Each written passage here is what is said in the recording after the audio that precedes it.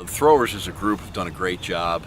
We had our award ceremony last week, and I told them, any of them were interchangeable for the awards, from most dedicated to, most valuable. They've been trading off, out-throwing each other each week, breaking each other's personal records and school records. So it's really been a lot of fun for them this season. The fact that we've been taking them through very challenging meets, meaning that they're seeing better competition than what they'll see at the A-Sun. They'll still see some good competition at the A-Sun, but we ranked very highly in the disc, in the shot, and in the hammer throw. We should score some points in those events. And again, they feed off of each other, so it's just been great. Mike Leone currently is kind of on top of our disc and our hammer throws, the spins, and Jess Adamson is on top of the shot put. But Danny Keller has done a tremendous job, as well as Bannon Swartz in the discs. That's his specialty. As Josh Miller also will throw in the disc. Travis Davis will give it a shot in the shot put.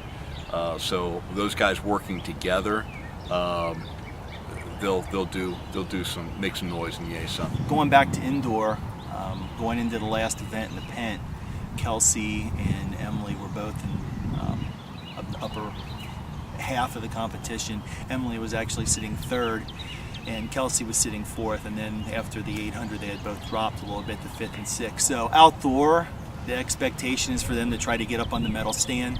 They're going to have a really good first day to accomplish that. And if you took all of their best marks from outdoor in the open events that they've done and put that into there's a calculator that you use to look at their point scoring, they can be in the mix for that. It's just going to be a question of whether they stay consistent through all their events. It helps that we got 3 state champion long jumpers on the squad, and they're all nice kids, and they all want to be number 1 on the team. I think that's why we're having some success in the horizontal jumps.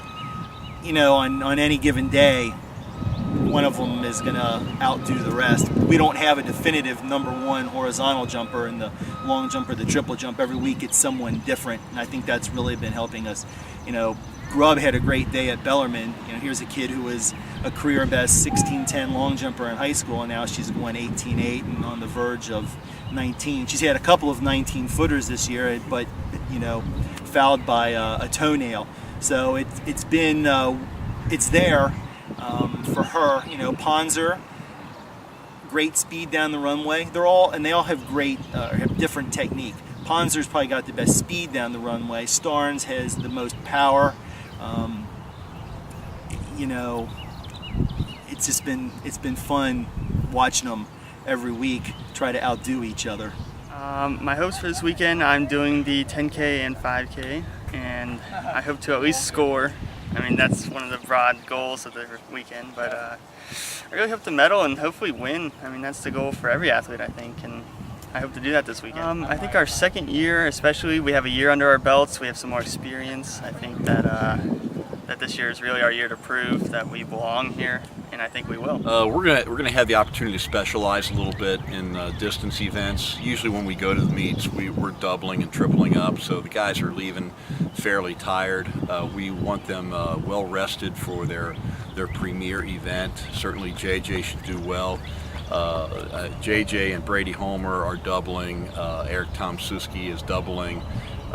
Tyler Mowry ranked third in the steeplechase right now. Actually, I think Eric is ranked 5th. So it's kind of the same thing with as I said, with the throwers. You need a group of guys to really push each other in practice, and it works in the race that way too. You work with each other during the course of the race. You make each other stronger, therefore you make the team better. So all of them will do a very good job with Zach Holtkamp. We've got I got to go through the lineup in my brain here. Brad Fortuna also in the 5K, but we'll have 5 guys in the 5K, which is one of our strongest events, and we're hoping that they can mix it up pretty well with them. It's going to be awfully difficult for all 5 guys to score. I don't have that anticipation because it is distance is one of the stronger event groups in the Atlantic Sun for the men. So we're looking forward to a big week.